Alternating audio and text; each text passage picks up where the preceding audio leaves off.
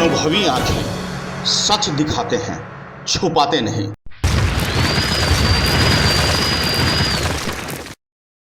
ऐसा मुखिया जी आज तक हम लोगों को 20 वर्ष 25 वर्ष में नहीं मिला है। पिछले 15 साल में जो कार्य नहीं हुआ इन्होंने 2 महीना में किया और जिससे सारे जनता में बहुत ही खुशी है।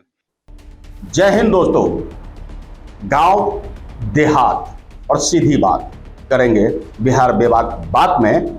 बिहार के सहरसा जिले के सिमरी बख्तियारपुर के मोहनपुर पंचायत के मुखिया संजीव जायसवाल से बिल्कुल दो टूक बात जानेंगे कि आखिर संजीव मुखिया अपने गांव के प्रति क्या सोच रखते हैं। नवनिर्वाचित संजीव मुखिया ने आखिर क्या कुछ काम किया। व्यापारिक जिंदगी से राजनीतिक जिंदगी, सामाजिक जिंदगी में प्रवेश करने वाले समाज सेवा से ओतप्रोत उनकी भावनाओं में किस तरह लोगों की दुख तकलीफ है, इन सब पर खूब चर्चा करेंगे। और आज आपके सामने संजीव मुखिया खुलकर बताएंगे कि क्या कुछ उनके मन में है। संजीव जी, सबसे पहले तो हमारे चैनल पर आपका स्वागत है। आप ये बताएं कि एकदम से व्यापारिक जिंदगी से आप समाज सेवा और फिर राजनीतिक जिंदगी में कैसे क्या प्रवेश करते हैं। सबसे पहले संतोष जी, मैं आपको नमस्कार और आपके साथ साथ मैं अपने पूरे ग्रामवासी बिहारवासी को मैं अपने तहे दिल से सबको मैं प्रणाम करता हूं और सबके आशीर्वाद मुझे मिले। और जहां तक आपने बोले व्यापारिक जिंदगी में कैसे गए। देखिए, गांव के गरीबी माहौल में रह के मैंने जो देखा, मैंने जो पढ़ाई लिखाई कर रहे थे, तो मेरे गांव का जो हालत थी वो ठीक नहीं थी। तो मैं जॉब के चक्कर में बाहर गया, यहाँ से घर छोड़ के मैंने मेघालय शिलोंग गया और मैंने स्टार्टिंग में मैंने जॉब किया हूँ होटल में। मैं होटल मैनेजर का जॉब किया हूँ। करीब 10 साल मैंने जॉब करने के बाद फिर मैं अपना बिजनेस में आया। अपने होटल का? जी, और अपने होटल शुरुआत मैंने होटल नहीं खोला, पहले मैंने एक पीसीओ स्टार्ट किया, फिर मैंने ट्रांसपोर्ट का काम किया और करने के बाद में अपना होटल लाइन में फिर से आया। इसके बाद फिर सामाजिक जीवन, राजनीतिक जीवन का प्रवेश का क्या कहानी है। देखिए, मेरा गांव से हमेशा लगाव रहा कि मैं गांव में जन्म लिया हूं और शिक्षा और दीक्षा मेरे गांव में हुई है और इस मुझे अपने मिट्टी से बहुत प्यार रहा। मेरे वहाँ बहुत सारी सुख सुविधाएं थी, लेकिन मुझे गांव हमेशा याद आती रही और इस सिलसिला में मैं हमेशा गांव में आना जाना था। मैं अपने समाज में अपने दोस्त भाई से सबसे मिलता रहा। अच्छा, गांव में विकास करना है, ये प्रेरणा कहाँ से मिली? देखिए, मैं जब गांव में मैं पहली बार 2001 की बात है, शायद मुझे पूरा याद नहीं है, तो मैं एक मारुति वैन खरीदा था। उसी वैन से मैं आया था गांव, और गांव से मेरा बलवाहट का जो डिस्टेंस है करीब 1-1.5 किलोमीटर के रास्ते इतनी जर्जर थी कि वैन मेरी फंस जाती थी। मैं प्रॉपर उस पर आना जाना नहीं कर पा रहा था और ग्रामीण के सहयोग से, बारिश के दिन में ग्रामीण के सहयोग से धक्का देके मैंने गाड़ी को बाहर निकाला था। तभी मैंने मन में सोचा कि मुझे गाँव के लिए कुछ करना है। जहाँ मेरे जन्म है, जहाँ मेरा जन्म स्थान है, मैं वहाँ कुछ ना कुछ मैं यहाँ करूँगा अपने लिए, समाज के लिए।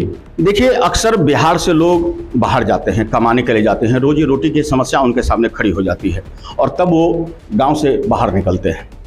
कोरोना काल में खूब अच्छी तरह आपने भी देखा होगा कि किस तरह बिहारी मजदूर विभिन्न जगहों पे फंस गए और जानें भी गंवाई है। ऐसे में संजीव मुखिया भी रोजी रोटी कमाने के लिए बिहार से असम चले गए, मेघालय चले गए, नागालैंड चले गए और विभिन्न होटलों में काम करते हुए खुद का होटल का व्यवसाय को खड़ा भी किया। चाहते तो एक आराम से ज़िंदगी जी सकते थे, लेकिन गांव से जुड़े होने के कारण और गांव की समस्याओं को देखते हुए आखिरकार उन्होंने तय किया कि गांव के लिए कुछ करेंगे। और फिर क्या था, गांव के लिए उन्होंने चुनाव लड़ना और गांव के विकास के लिए मन में ठान लिया। संजीव जी, चुनाव लड़ने के लिए आपके मन में जब पहली बार प्रेरणा आई तो आपने पहली बार चुनाव कब लड़ा? देखिए, 2011 में मैंने आया और देखा कि नहीं, यहाँ कुछ बदलाव की जरूरत है। देखिए, मैं अपनी तरफ से मैं तैयार नहीं था कि मैं ही कुछ करूं, क्योंकि मेरा अपना बिजनेस था और मैं बिजनेस में ज़्यादा ध्यान था मेरा। लेकिन मन में एक अभिलाषा थी कि मैं गांव का विकास करूं। तो मैं सोचा चलो ठीक है, मम्मी का नॉमिनेशन कराते हैं, अगर जनता ने मुझे साथ दिया तो मम्मी का साथ दे के मैं गाँव का विकास करूँगा। लेकिन जनता ने साथ दिया, लेकिन मेरे शायद मुझे कोई पहचानने में थोड़ी सी लेट हुई और जिनका पूरा सहयोग नहीं मिलने के कारण से मैं जीत नहीं पाया। फिर मैंने 2016 में कोशिश किया और कोशिश करने के बाद काफ़ी अच्छा जनता का वोट मिला, लेकिन जीत नहीं पाया था। और जनता को पूरा सहयोग 2021 में मिला और आज उनके प्यार और सम्मान से जो मुझे सम्मान दिया है, तो मैं सोचता हूँ कि अपने कार्यकाल में अपने गांव का जो मेरा एक सपना लेके चला हूँ उसको मैं पूरा करूँ। जी बिल्कुल, कहते हैं कि गिर करके ही उठने वाला सही मायने में इंसान होता है। 2 बार कोशिश के बाद तीसरी बार उन्हें जीत हासिल हुई। इसीलिए कहते हैं कि गिरो उठो फिर चलो, निश्चित रूप से लक्ष्य तुम्हें मिलेगा। और ऐसा ही कुछ संजीव जी के साथ भी हुआ है। संजीव जी, चुनाव जीतने के बाद आपने क्या क्या काम किया? देखिए, मैंने गांव में सबसे पहले मैं सार्वजनिक काम जैसे छठ घाट, चबूतरा, उसके बाद कुआं और अंधेरा, और कुछ कुछ जगह जो सड़कें नहीं बनी थी आज तक। कितनी छठ घाट और कितनी कुआं बनाया? देखिए, मैंने छठ घाट बनाया हूँ, 5 छठ घाट बनाया हूँ, 25 कुआं बनाया हूँ, करीब 4 चबूतरा का मैंने जीर्णोद्धार किया हूँ जो पूरी टूटी जर्जर हालत में थी। देखिए, यहाँ सबसे बड़ी बात क्या है कि आपको हर गांव में चापाकल और तालाब तो मिल जाएगा, लेकिन कुआं मिलना लगभग अब धीरे धीरे ये बच्चों के लिए, खासकर आने वाले भविष्य में के बच्चों के लिए एक सपना सा हो जाएगा कि गांव में कुआं भी होता था। संजीव जी ने इस पर काम किया है, 25 कुओं को पुनर्निर्मित किया है। कुआं से जहां पेयजल मिलती है, पशुओं के लिए पानी मिलता है, तो वहीं जमीन भी सिंचित होता है और बारिश के दिनों में जल संचय भी होता है। तो ये कई मायने में कुआं और तालाब, इसकी भूमिका की जितनी भी बात की जाए वो कम होगी, और इस पर इन्होंने खास तौर पे काम किया है। तो निश्चित रूप से यह सराहनीय पहल है।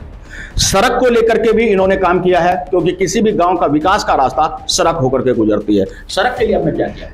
देखिए, मैंने निजी फंड से एक सड़क बनवाया हूँ, नाले बनवाया है, और मुख्यमंत्री के तहत भी जो हमारे गांव का रास्ता जो थी काफी जर्जर थी, आज के डेट में वो पुनः फिर से निर्मित हो रहा है और काफी अच्छा रास्ता बन रहा है। जहां सरकारी फंड में घोटाले की खबरें आती है, वहां संजीव मुखिया का कहना है कि निजी फंड से मैं सड़क नाले का निर्माण करवा रहा हूं। निश्चित रूप से चौंकाने वाली है, और अगर इसमें हकीकत है तो निश्चित रूप से यह बेहद सराहनीय पहल है। अस्पताल और शिक्षा के प्रति आपका क्या है? देखिए, मैं बोलना चाहूंगा, निजी मीन्स मुखिया फंड से, और इससे पहले मैं मुखिया नहीं बना था तो अपने फंड से मैंने ढेर सारा काम किया हूँ। और अभी आपने पूछा कि शिक्षा और अस्पताल, शिक्षा पे मैं काफी कोशिश करके बच्चे से मिलता हूँ, उनके दुख दर्द में साथ देता हूँ, और मैं चाहता हूँ कि और आगे भी बहुत अच्छे से मैं बच्चे से साथ मिलूं और उनका दुख दर्द समझूं और उनका क्या परेशानियां मैं दूर करने का कोशिश करता हूँ। लेकिन इसमें क्या होता है, कुछ हमारे इस गाँव के जो स्कूल हैं, हेडमास्टर की कुछ कमियां हैं, जो क्या बताऊं, स्कूल का हालत जर्जर करके रखे हैं। और दूसरी बात आपने पूछा स्वास्थ्य पर, मैंने स्वास्थ्य विभाग को मैंने एक जमीन मुहैया कराया हूं, और मैं उनसे एक रिक्वेस्ट भी किया हूं कि हमारे गांव में एक अस्पताल हो, ताकि हमारे गांव का स्वास्थ्य सुविधा काफी अच्छा बन सके।